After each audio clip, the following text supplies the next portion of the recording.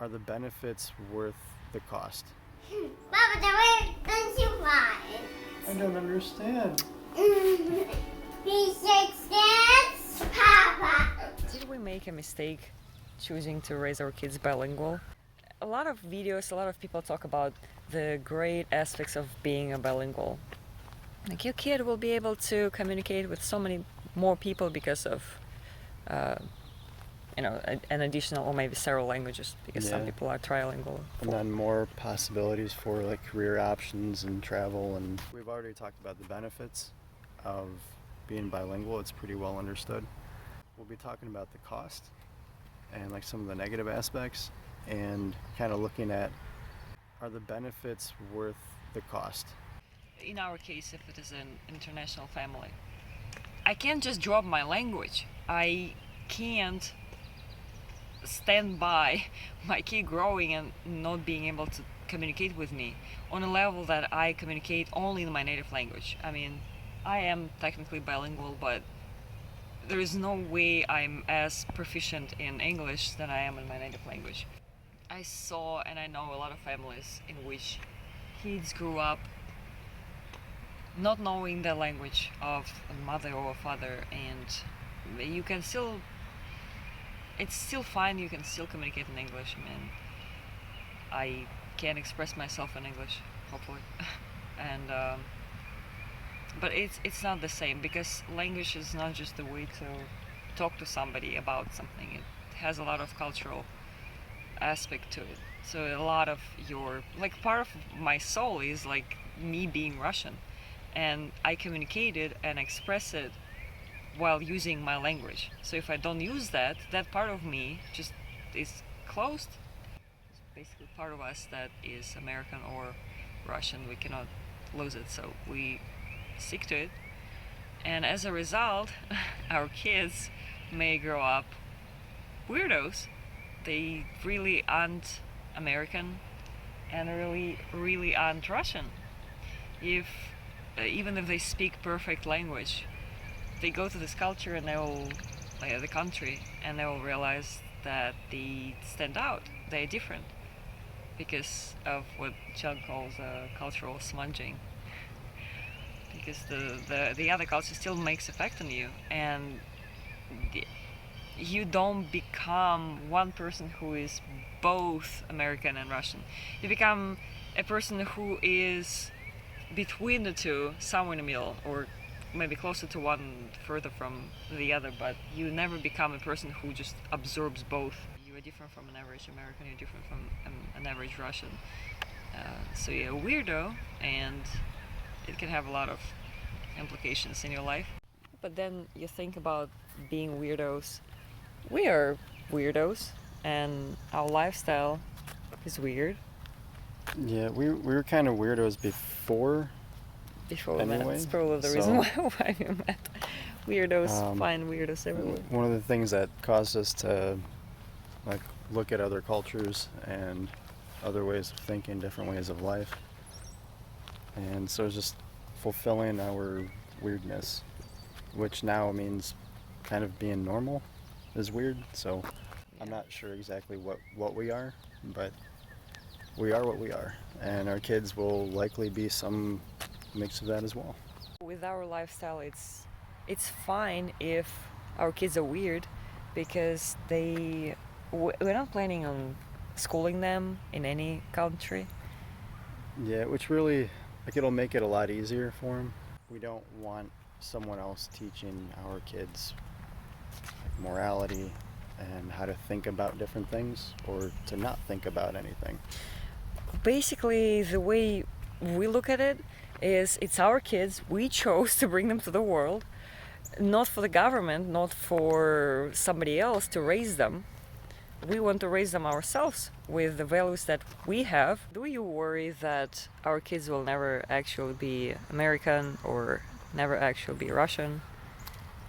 I don't really worry about it per se, because I know they're not going to be completely one or the other. Again, this kind of goes back to my theory of cultural smudging. Even with like me and Lena, like, we've lived a few years in another country, I'm not bilingual, but I don't think I can call myself 100% American at this point. They're going to be a mix, and it'll be basically up to them as far as like how they deal with that. We'll help them as much as we can. That is something I am concerned about, like how much being a mix of Russian and American will isolate them from both groups.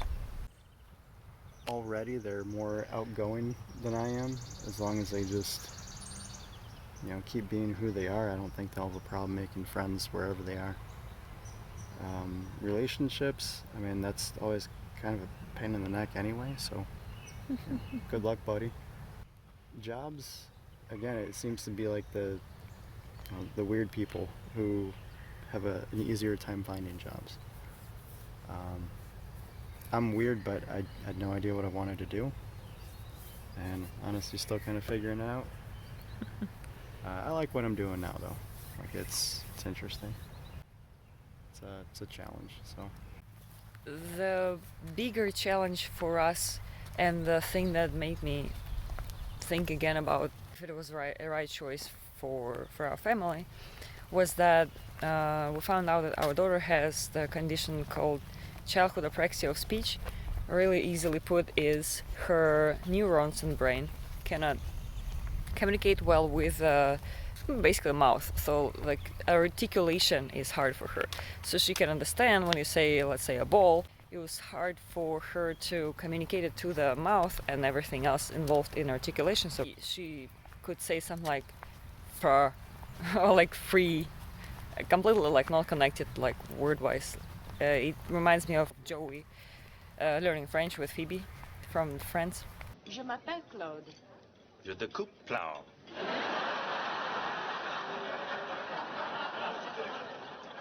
Let's try it again. Okay. Je m'appelle Claude. Je te plie blue. Basically that was difficult for her to learn any language. Is it harder for her to speak in two languages, and it's a lot of information? Are we making it harder for her, or are we basically making her life much more difficult, and she will never learn any language normally and stuff? So there were a lot of thoughts in my head that popped when we found out. She's much better now, and she speaks both languages. She does mix languages sometimes, like it's a rare thing. Sometimes when she doesn't remember a word in one, she uses the word from English with me sometimes. Today she said something like я хочу on my own. yeah, earlier she would mix grammar, which Yeah. is kind of interesting. It was actually It's kind of funny. cute. It's kind of creative. But now mostly it's just words that she already learned in one of the languages, but never really had the opportunity or the need for it in the other one yet. But I think she's actually doing incredibly well separating them. Yeah, so again, it's a slower process, and if you really need the result the way the monolingual kid without this problem has, then you won't get it, and then you may be scared and discouraged and decide to stop helping your kids grow bilingual. So we didn't do that. We just carried on, gave her more support and more grace. I just understood that, things are harder for her than for other kids. You know, that things happen for a reason, and it made me think more and more about how us meeting together, it's already like a weird situation. Let's say, again, like usually people speak one language at home and the same language outside, and they think about the same things. They grow up in a similar, if not the same, culture. So it's usually easier. And what we do in our family, how we basically prioritize family, prioritize being together as a family, as opposed to like schooling and delegating everything that we do ourselves to other people. This all aligns with just bilingualism, how it all aligns with like the core concept of having family unit as the most important thing. Like if they don't find themselves a typical American or a typical Russian, then we are in the same situation and we understand them and we can give them a lot of support. We can always help, not like help doing things for them or instead of them, but we can always support them in their journey. Being bilingual and being raised in a family like ours, it will give them a lot of opportunities to see the world from two different perspectives and be more open in a good way, not accepting everything, but like open to other people's opinions, open to things to make their life better. As a result, not that they grow up alienated and never feeling they belong anywhere, because again, they always belong in our family, and we want to be the strong family unit for them, to help them grow and become as weird as we are and like it, embrace it. Again, I don't think that weird in our case is a bad thing. I feel like the majority of people who follow our channel are weird in this respect. They don't find themselves typical for their culture. But there is a lot of strength in that, because when you're weird, you can stand aside while everybody else is doing something really bad, just because it became the norm. When you're weird, it's easier for you to accept this alienated position, being judged by people who you called friends yesterday. It's easier, I guess, mostly also maybe because you're an introvert, or I am an introvert, but we want them to have these values, I guess. Yeah, and the freedom to be basically an island, instead of feeling like they need to go with what everybody else is doing. They'll have that freedom to do what they know is right, regardless of what's around them. I can't imagine schooling our kids, schooling bilingual kids. Any schooling will put them in a situation in which they constantly compare themselves to a typical person. I don't know about like international schools where they have like two languages and all the kids are bilingual. In this case maybe, but again, we're not talking about this. We're talking about like some mainstream schooling. So your lifestyle will have to adjust. If you don't want to adjust your lifestyle, then there may be consequences, like your kids growing up completely ignoring one language, usually the minority language. They can become isolated from you, and we don't want that, of course. So coming back to your question about, is it worth it? Is it worth all the effort, all the work? I think we've done enough work, so why don't you guys see if you can answer that question. Let's go and throw some comments in, let's get some discussion going, and what do you think, either from your own personal experiences or what you were able to pull from this video. Thank you for watching, and see you in the next video. Thank you. Bye. Goodbye. Papa, where don't you fly? I don't understand. P6 dance, Papa. Can you dance with me, please, Papa?